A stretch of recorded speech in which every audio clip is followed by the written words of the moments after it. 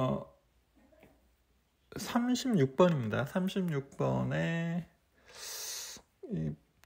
딱 봐도 치근 파절이 느껴지죠. 그, 이런, 그러니까 이게 환자가 치과를 올 때는 그, 그, 10번, 20번 넘는 고민을 하다 오는 거죠. 뭔가 불편하니까 왔겠죠. 근데 불편함에도 불구하고 또 발치를 그렇게 흔쾌히 받아들이는 경우가 많지는 않죠. 그래서 이거는 근데 이게 치근파절의 양상을 보이기 때문에 발치를 권했는데 다시 한번 고민하시다가 나중에 다시 왔어요. 그래서 발치 J-쉐입으로다가 보너스가 왔죠. 버컬본이 다 나갔죠. 이럴 때는 프루빙에 나오겠죠. 근데 프루빙을 한다고 해서 치근 파절이 다 디텍트 되지는 않죠. 프루빙의 한계를 알아야죠. 그래서 어쨌든 이 정도 포지션으로 발직을 하는 게 적절할 것 같았고요. 약간 근심치근의 디스토 링골 쪽 2차원적으로 보면 가운데인데 사실은 근심치근의 디스토 링골 정도겠죠. 그래서 시크니스를 3mm에서 1mm로 바꾸면 좀 더 자세히 보이지만 전체적인 맥락 파악은 시크니스가 두꺼운 게 유리하죠. 그래서 여러 시크니스를 다 해보죠. 그래서 근심치근의 디스토 링골 쪽이 여기가 PDL 스페이스를 따라서 드릴링을 하면서 양쪽 치근에 의해서 더 이상 잘못 벗어날 확률도 별로 없겠죠.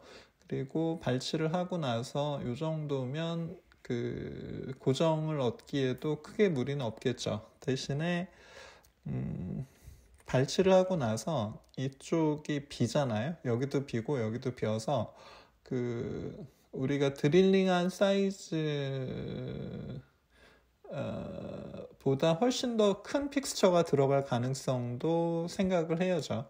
그래서 여기서는 사실은 3.5 정도 수준 3.5 드릴만 했는데도 4.0이 아니라 4.5 드릴이 나중에 발치하고 나니까 4.5 드릴이 겨우 고정을 얻겠더라고요. 드릴을 넣어보면 이제 얼마나 끼는지를 알 수 있잖아요. 그래서 4.0 픽스처, 그러니까 3.5 드릴까지 하고 4.0 픽스처를 넣으려고 했는데 4.0 드릴이 너무 헐렁해서 4.5 드릴로 확인을 한 다음에 4.5 픽스처를 넣었습니다. 그래서 우리가 임플란트 드릴링에서 이 베리피케이션, 그러니까 내가 만든 홀이 과연 어느 사이즈 픽스처에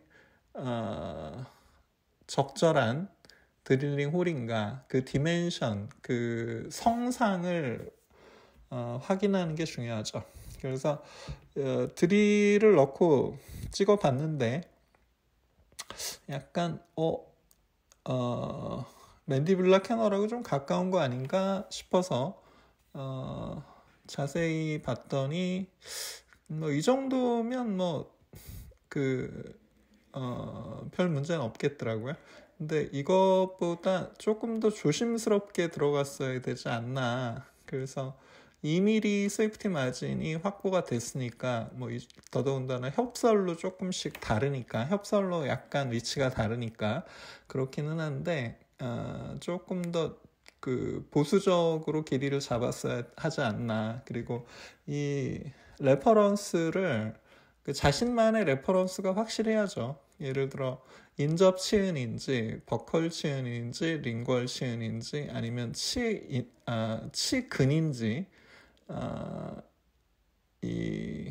이런 안정적인 레퍼런스 포인트를 드릴 사이즈가 바뀌어도 안정적인 레퍼런스 포인트 여러 시행착오를 거쳐서 스스로 결정을 하게 되죠.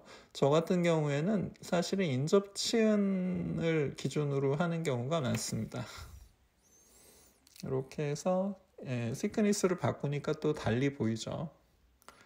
그래서 여기 약간 링궐 쪽인데 이거는 드릴링을 하고 그 픽스처를 넣을 때 위치를 마지막에 조금 코렉션을 해야겠죠. 이런 식으로 해서 그러니까 지금 이 근심측은 들어가 보니까 뭐 둘 다 근심 원심 다 파절됐어요. 근데 이 병소가 이렇게 버컬 미지오 버컬 쪽으로 본로스가 심하죠. 그리고 발치를 하고 나면 여기도 다 허당이 될 테니까 좀 그 발치 후의 상태를 예상을 하는 습관을 들여야겠죠. 그래서 발치에서 측은 파절이 되게 심해서 혹시 루트 프래그먼트가 남아있지 않나 확인 파노라마를 찍었고요. 이게 그 최종 식립 상태입니다. 전후고요. 뭐 이런 식으로 핵심적인 뭐 수술 전후 과정의 결정적 장면 몇 개를 같이 모아서 이렇게 그 사진 한 장으로 정리해 놓는 습관을 들이는 게 좋습니다. 그래서 지금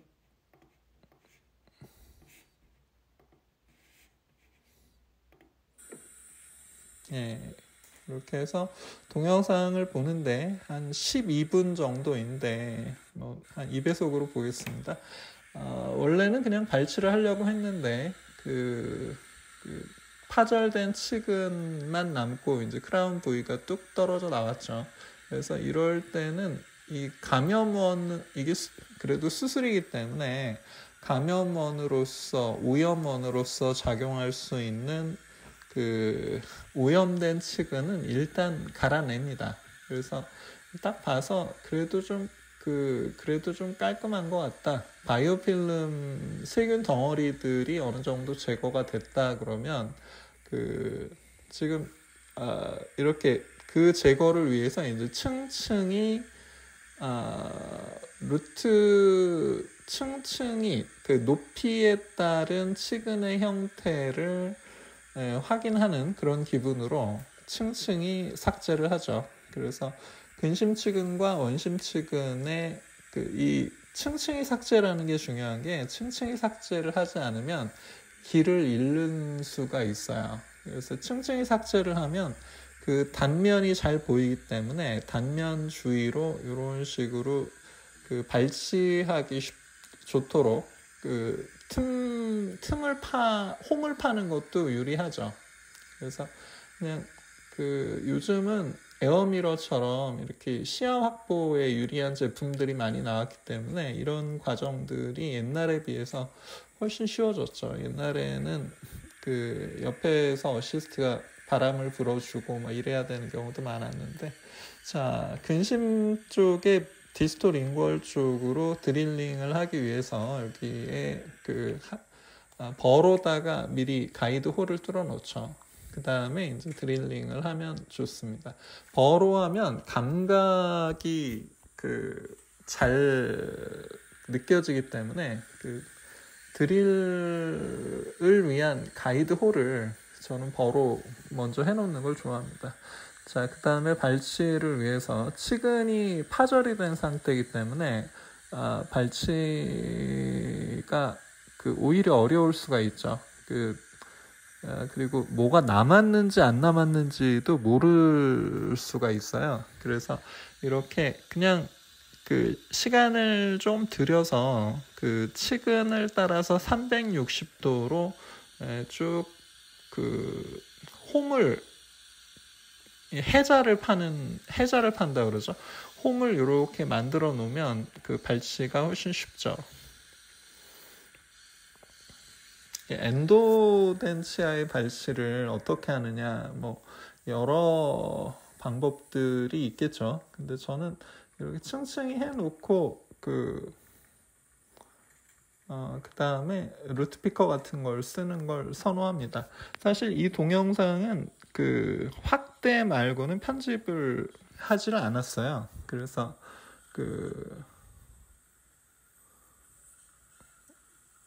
이런 식으로 해서 뭐 이렇게 건드려 보는 거죠. 일단 한번 건드려 보고, 근심 쪽도 그 드릴링까지 다 했는데, 그 다음에 이제 드릴링을 다 해놓고 이 양쪽 근원심 치근을 드릴링의 일종의 그 레퍼런스로 삼고, 드릴이 양쪽 치근을 뚫고 밖으로 나갈 일이 없잖아요. 이걸 발치를 해놓고 드릴링을 하면은 그 어디로 가는지 그 놓칠 수가 있죠. 그래서 뭐 이렇게 그 어떤 과정에서 수단으로 쓰고 그 다음에 마지막에 제거하는 거, 그 무슨 교정에서 유치에 그 밴드를 둘러서 할터만 어플라이언스인가 뭐 그런 거 있지 않습니까? 그런 식으로 어떤 그 과정에서 그 수단으로 요긴하게 잘 써먹고 그 다음에 발신하는 거죠. 디스탈 루트가 그 파절 부위만 나와서 그 나머지 부위를 확실하게 제거하기 위해서 링궐 쪽으로 슬롯을 좀 더 만들고 그 다음에 이제 발치를 하고 있죠.